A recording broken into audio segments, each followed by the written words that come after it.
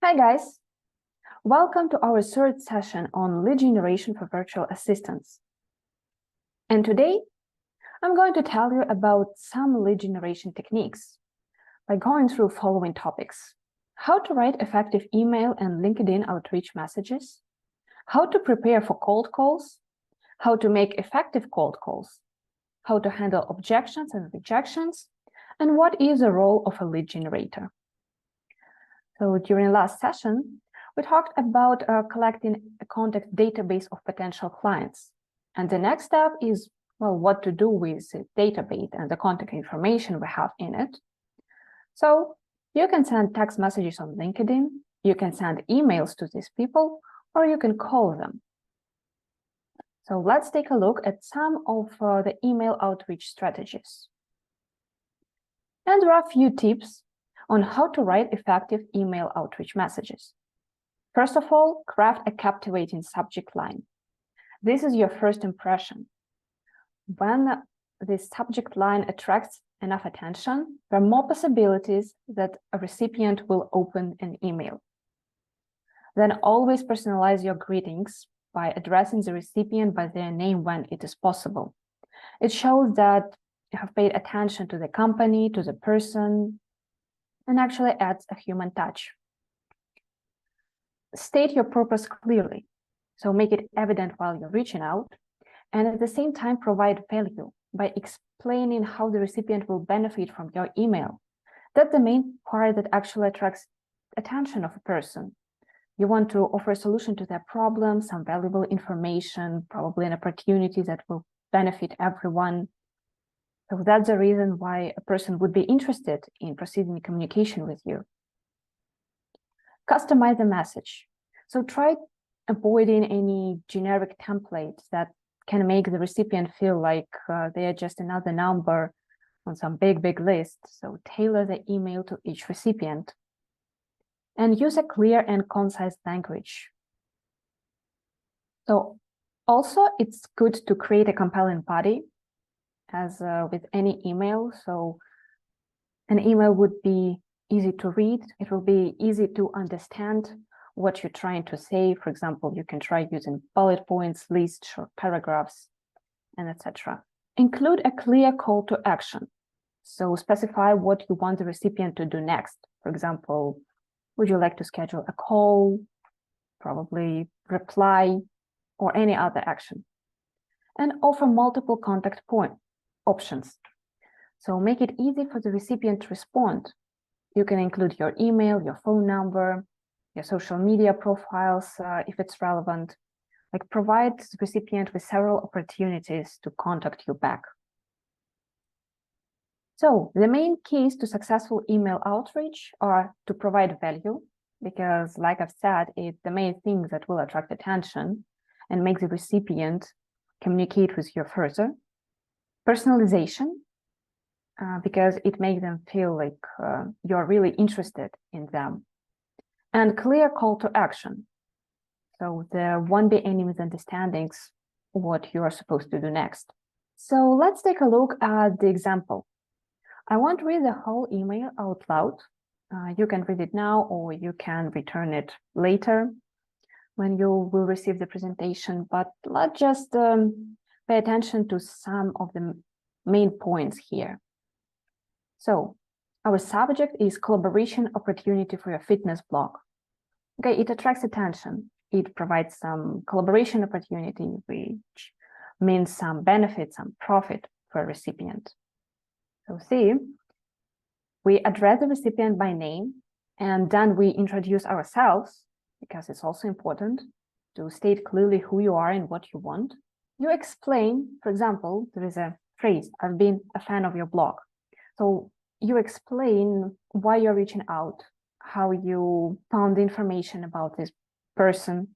And it actually makes a better impression, because you're not just reaching out of the blue.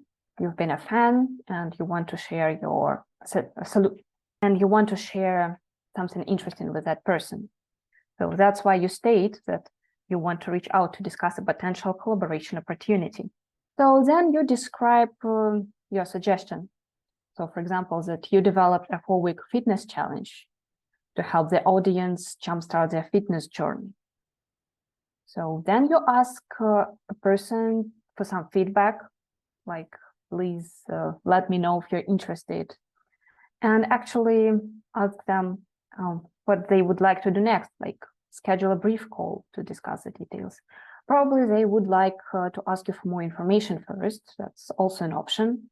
And of course, you provide your contact information, like feel free to reach out at email or phone number. And in the end, you leave your name, your title, your blog or your company name, and again, your contact information. If you don't receive a response after reasonable time, you can always send a polite follow-up email. The reason why you don't receive a response isn't always that a recipient isn't interested at all. Sometimes people receive too many emails, sometimes they're busy and they just miss an email from you. So by sending a follow-up, you just remind them that you have sent some interesting information that they might have missed. So in a professional context, waiting from 5 to 7 business days before sending a follow-up is generally a good guideline. So if you haven't received a response, you can write another email.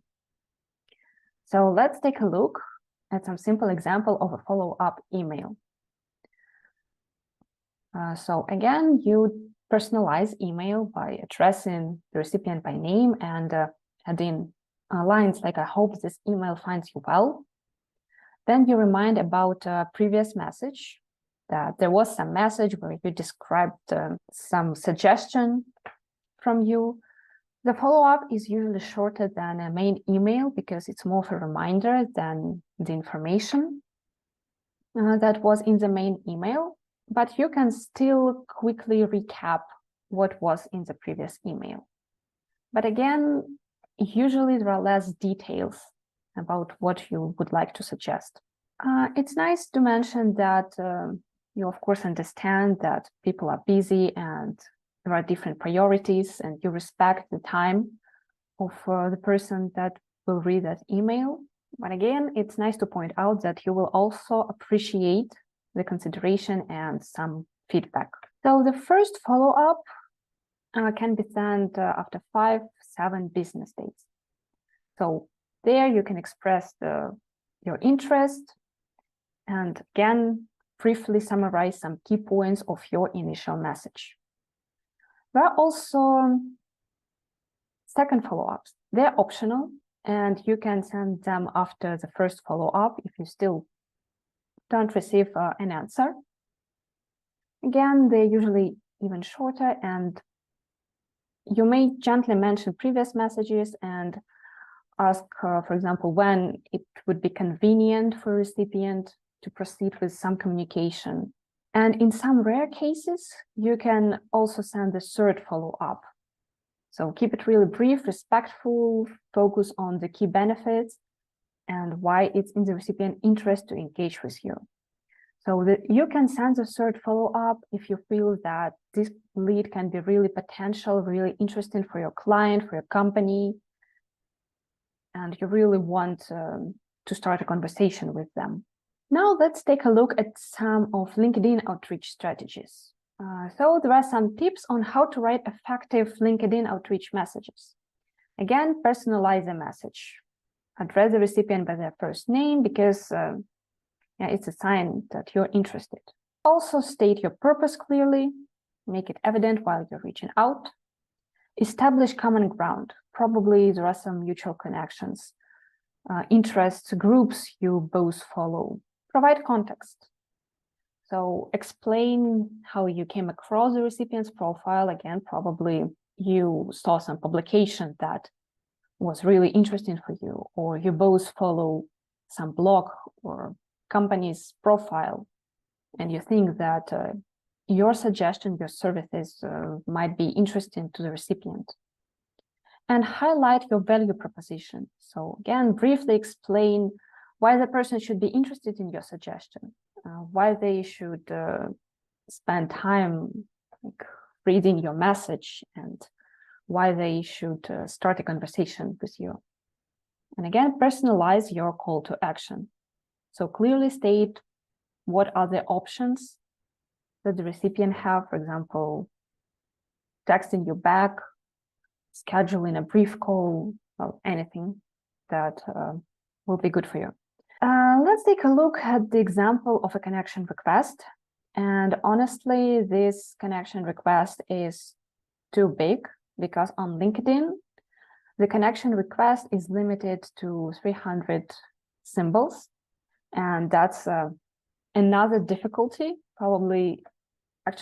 that's probably the most difficult part of writing a connection request for LinkedIn, because you actually have to explain why you are interested in that person, why that person should be interested in you, and you should fit it all in the 300 symbols. But again, there are some points that you can mention that you have come across the profile of a person, and for example, you were really impressed by their experience in some topic, and you would like to connect with this person because you also share this interest, and you would like to create a network with people with this interest.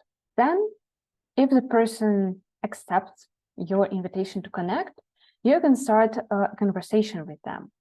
So let's take a look at the example of the first messages. They are not limited, so you have more possibilities, but also remember that the shorter messages are better, because LinkedIn is social media, and when people don't have to scroll through information through too many words, there are more chances that they will read the messages that you send to them.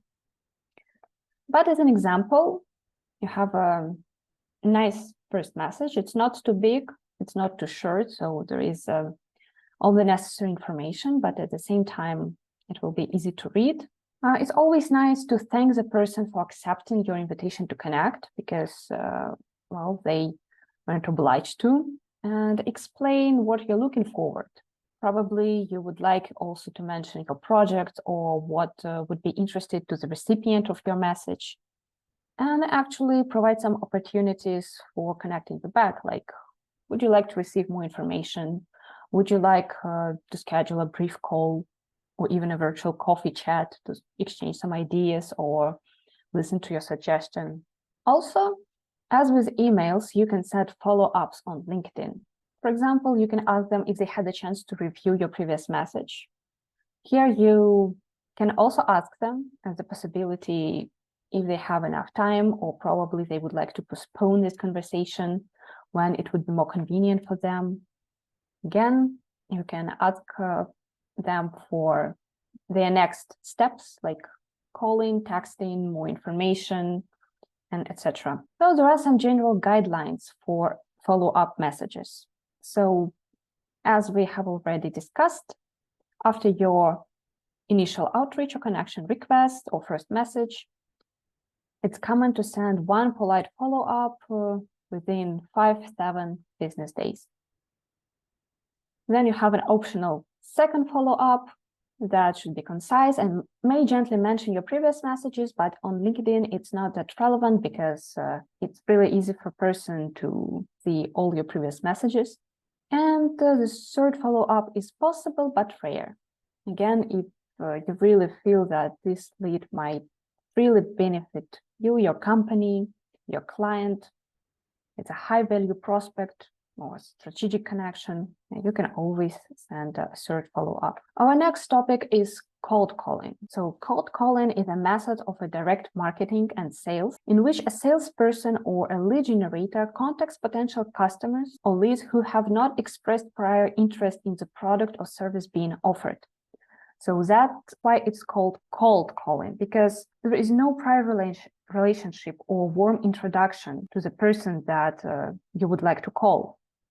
They don't know you, they don't know about your company, your product, your services, and you have to convince them that what you offer actually has some value to them. There are some key characteristics of cold calling. As I have mentioned, there is no prior relationship. These people don't know you, you don't know them, so it really adds some difficulty. Sales pitch. So the purpose of a cold call is to present a sales pitch, introduce some product, make people interested in your product or service. And of course, initial contact. The goal of a cold call is to initiate the first contact with a potential customer. Most likely, if the person becomes interested in what you're offering, you will find another way to communicate, probably via email or social media.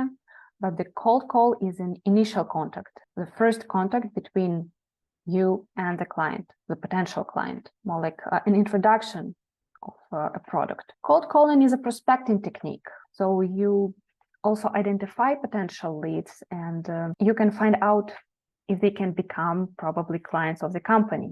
So you have a list, you don't know for sure who on this list will be really interested in your product. So with cold calling, you identify that. Cold calling can be really challenging, as it often involves reaching out to individuals who may not be polite or receptive, or who may be uninterested. So handling objections and rejections is a common part of the process, and you should prepare for it. And cold calls may be followed up with additional communication. Again, it mostly depends on a potential lead, but you can send them, if there is such possibility, emails, or probably messages on social media if they're interested. You can schedule up a follow-up call, and etc. So now let's take a look at some tips on how to prepare for cold calls effectively. First of all, develop a script. So create some script that outlines the key points that you would like to cover during the call. It's important so it will be easier for you not to forget some important details of what you really would like to tell the potential lead. Of course, you should be also flexible and conversational, and you should be able to quickly adapt to the recipient of your call. But again, script can help you not to forget something important. Practice your pitch. So practice delivering your pitch confidently. You should make a person become interested in what you're saying. And of course, you should attract their attention. Prepare answers to common questions. Most likely, it will come with some experience, but even before that, you can anticipate the common questions and objections you might encounter, and you can prepare for them. So again, try to include them like in a separate script with possible questions or objections and your possible answers. Gain the necessary tools. So for example, it's nice to have a reliable phone system or some software, any relevant materials or resources that might be helpful during the call. Set clear goals. So define what you're looking for. Are you looking for scheduling a follow-up meeting? Would you like to provide information or just qualify a lead? It can help you to stay focused as well as the script. Another important tip is always choose the right time. Beware of the time difference. So avoid calling during lunch breaks or at the end of the day when people aren't really interested in additional work. But again, the time difference is really important because that might be a morning in your country, but when you're calling a person, it might be a late night for them. So they definitely wouldn't be interested in a cold call now, and most likely they wouldn't be interested in any cold calls from you later. So always mind that. Maintain a positive mindset. A positive attitude can really help you in your job and can make a significant difference in your success. Cold calling can be challenging, so approach each call with a can-do attitude. And of course, set realistic expectations. Do not expect that every cold call will result in a lead or sale. So it's important to understand that the rejection is a part of the process. So try to stay positive and don't be discouraged by uninterested leads. And of course, take breaks. Cold calling can be mentally draining. So take short breaks to let yourself take a little rest. So after each call, you can also take a moment to evaluate what worked and what didn't. And of course, you should use this feedback to adopt your script, your approach, probably your answers to some objections or questions. So be flexible and use both success parts and those parts that weren't so successful. So how to create a cold call script? Well, first of all, start with introduction, actually a polite and friendly greeting. Always identify yourself and your company. Keep it brief and professional. Then establish common ground or connection if possible. Mention something relevant about the prospect or their company. So build a rapport. Always state the purpose. So it should be clear for the recipient of your call what the purpose of your suggestion. Why are you calling them? And of course, provide a concise elevator pitch about your product or service. Focus the main benefits. Try to keep it brief because people wouldn't like to spend too much time listening to some detailed description of the product or service. So focus on the main benefits and focus what problems of the recipient of the call this product or service can solve. So why they should pay attention to your proposal. Ask open-ended questions. So encourage engagement. These questions prompt the prospect to provide more information and make them to interact with you. Of course, address objections. So you can prepare responses to some most common objections, but be ready to be flexible during the call. Highlight the key benefits and features of your product or service. So explain how it specifically can help the recipient of your call with some of their problems. And of course, mention any success stories or some important clients who have benefited from the product or service, because it's always good to create a reputation. So if the prospects show interest, transition into your call to action. For example, you can schedule a follow-up call or a meeting. You can send more information if they would like to provide you with some contact information or any other desired outcome. If the prospect is not interested or raises objections, prepare yourself to address these objections. Of course, with empathy, because you shouldn't push too much, but you also should be professional. Clear outline the next steps for both you and the prospect. So if you have reached some common ground, what should they expect after the call? A message from you, another call, meeting. And of course, be polite and thank the person you just talked to for their time. So practice. Practice is really important for the success of cold calling. So practice your script until you're comfortable with it. Practice during the calls. Use your feedback to improve yourself and your approaches. And of course, with enough practice, you will sound confident and natural during the call. So let's take a look at the example of a cold call script for a lead generator working with an event organizer in Tokyo. So you start with introduction. Good morning or good afternoon. Then you introduce yourself and you introduce your company. And of course, you should be polite. So I hope you're doing well today. May I have a moment of your time? Then build rapport. I noticed that your company has a strong presence in the Tokyo events market, and I wanted to connect with you to explore potential collaboration opportunities. So again, you explain why you're interested in the company, in the person, and you also explain what you would like to suggest. State the purpose. So you specialize in helping event organizers to plan and execute successful events in Tokyo. Mention that, for example, our services cover a wide range of event types from corporate conferences to social gatherings and more. So that's a value you can provide to the company of the person you are calling. Of course, then comes your elevator pitch. We have a dedicated team of experts in Tokyo who can handle all aspects of event planning, from venue selection and logistics to catering and entertainment. So that's why the person might become interested in your proposal. Ask open-ended questions.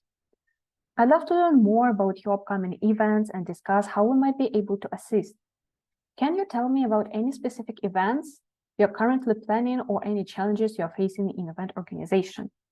So for example, this question might initiate a two-sided conversation, a dialogue between you and the person, so they would be more engaged and actually interested. Of course, address objections. So for example, I understand that you might have your own in-house team for event planning. However, many of our clients find value in our local expertise and industry connection in Tokyo. Benefits and features. For example, working with us means tapping into our extensive network of vendors and resources in Tokyo. So you not only provide some value with your services, but you can also provide something additional. You can provide better services, faster services, and etc. Then you can provide some social proof. So for example, we've had the privilege of working with some other companies. It's always better when these companies are well known and recognizable.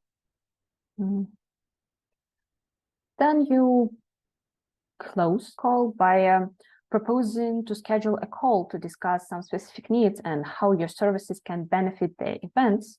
For example, are you available for a call later this week? Or can I send you an additional information? Would you like to receive an additional information? Objection handling usually comes in the end or in the beginning, but you should prepare for that. So if you have any concerns or questions, please feel free to share them, and I'll do my best to address them. Next steps, you can provide several possibilities for recipients, like we can set up a call at the times that works best for you, or I can send you an email with some available slots. Probably let's connect on LinkedIn and I could send you the main information here. And of course, closing statement. Thank you for your time, and I appreciate the opportunity to speak with you. You can also add that you are looking forward to the possibility of working together to make their events a resounding success. So I've talked a lot about handling objections. So let's take a look at some tips how you can do it. So first of all, listen actively. Do not interrupt a person. You should listen and truly understand what their concerns are. Also, you should be polite. Of course, because it's create a positive attitude and make you look more professional. Begin your response by acknowledging the prospect objection and expressing empathy. You understand that that might become a problem, that might become a difficulty, but you validate their viewpoint, you pay attention to their needs, and you can actually provide a better solution despite their doubts. If the objection isn't really clear, politely ask the prospect to provide more information or context. So it would be more convenient for you than to handle this objection. And of course, respond with information. Provide a well thought on response and directly address the objection. It's always nice to use some stories or examples or case studies to demonstrate how your product or service was helpful to other businesses and how would the recipient of your call and their company benefit from your product or service. And it's also a nice way to handle objections proactively. So if you know what objections are really common during cold calling, you can address them during your pitch. So this can minimize objections during the conversation because the person will hear all the necessary important information during your speech. Ask follow-up questions. That will encourage further discussion. You can better understand the reason for an objection of a person. You can identify a solution, etc. And of course, offer alternatives. If your initial response doesn't resolve the objection, consider offering alternative solutions or approaches that align with the prospect needs.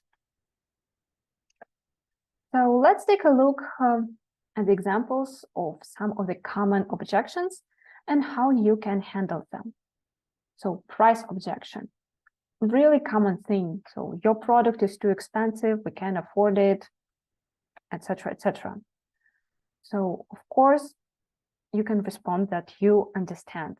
It's always a concern, the price, the money always can be difficult, but you can explain the value that the person gets with your product. For example, the product can help them save major sums of money or generate more benefit. You can also offer several payment options or probably several payment plans to make it more affordable. Timing objection. I'm not ready to commit right now. So in that case, you should understand the lead's timeline. For example, probably they aren't ready to look at new proposals. They have a busy month, they have a busy week. That happens. So you can ask, for example, when would be the right time to reach out to you again? If they're interested in your product, but they don't have time, they might consider another option. And for example, you can schedule another call sometime later. Need objection. I don't see how this product is relevant to my business. Well, of course, you should explain the relevance of your product.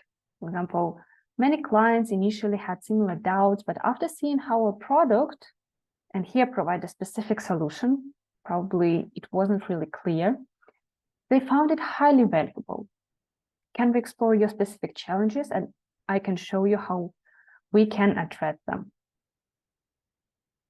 Competitors' objection. I'm already working with another company. So, of course, it's a really nice way to start with some phrase like, it's great to know you're proactive about your service or product.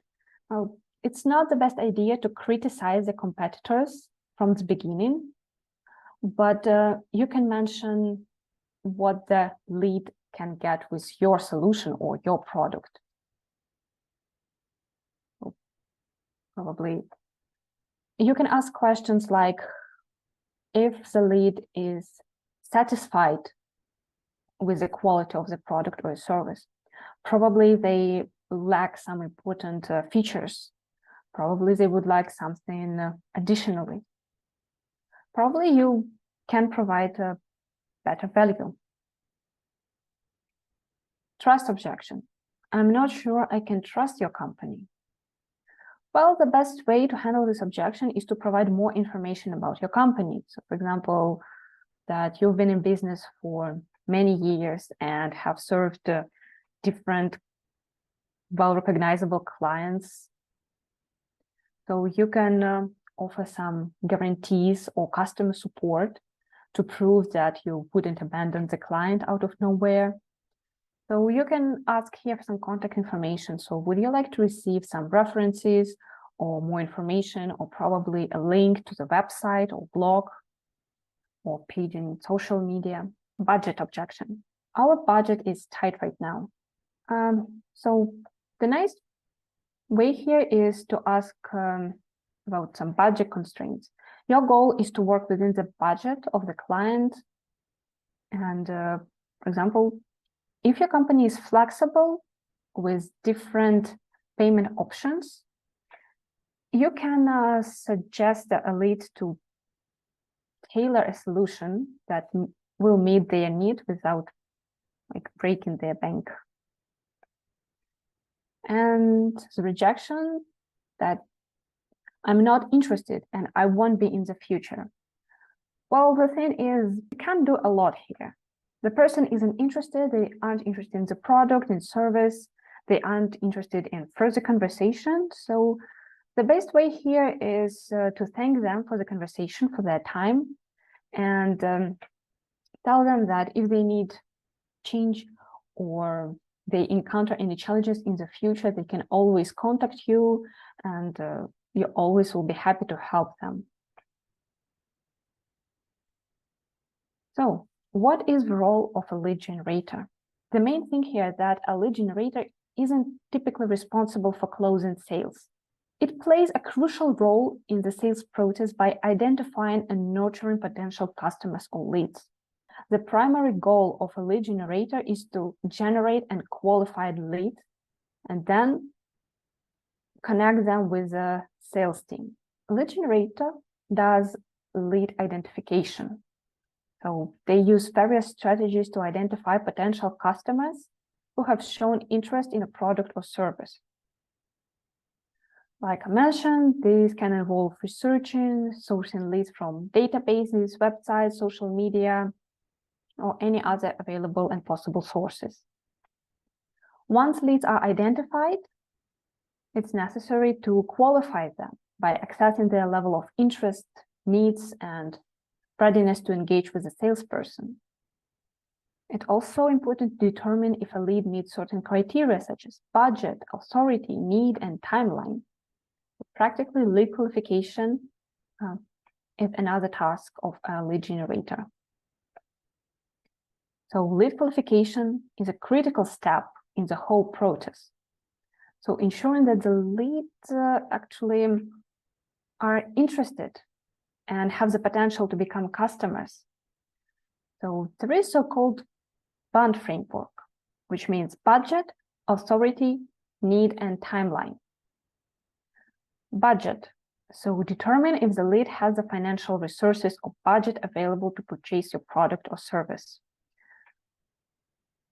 You can look at the size of the company, and while communicating with the lead, you can always ask questions to understand how limited they are. For example, you can ask question, do you have a budget allocated for some product? What is the budget range you're working with for this project? Authority or decision-making processes. So you should always verify if the lead has the authority to make decisions. So in B2B settings, this often means identifying the decision maker or key stakeholders. The thing is that you can ask questions, but most likely you will get this information from a lead during your first steps of reaching out. Like, for example, most likely if they are not responsible for making such decision, they will tell you that, well, I'm not in the position to make such a decision, or I'm not responsible for these kind of tasks. Then I think here that you can always ask the lead to probably recommend someone from their company that is actually responsible and can make these decisions. Need. So you should understand the lead specific needs and whether your product or service aligns with those needs. Always focus on the pain points or challenges. Timeline. Determine the lead's timeline for making a decision. So for example, you should ask if it's convenient for a lead to communicate with you right now and make the decisions. Probably it will be better for you to reach out to the lead later when they won't be so busy. And of course, you can ask questions such as, when do you plan to make a decision on this project? Is there a specific time frame you need to work with? Based on the responses to these questions, you can gauge the lead's qualification status. If a lead meets all or most of these criteria, they are typically considered sales qualified and ready for further engagement by the sales team. If they don't meet these criteria, well, they aren't ready, obviously, for further engagement by the sales team, but they may need further nurturing or follow-up until they become more qualified. Probably the lead is busy right now and they need more time. So you can reach out to them later, and then you can make sure that they are ready for further engagement. So let's take a look at the overview of what a lead generator does. First of all, a lead generator initiates contact. After qualification, they make initial contact with the leads through various methods, as we have discussed, like cold calling, email outreaching, LinkedIn outreaching, and any other possible ways. Nurturing, that means maintaining contact with leads over time. For example, You can share some content with them, answer their questions, provide information. And when a lead is deemed sales ready, the lead generator hands the lead over to the sales team. So this typically happens when a lead has expressed an interest in the product or service, meets all the criteria, and is ready to discuss purchasing options. So today you will receive a task.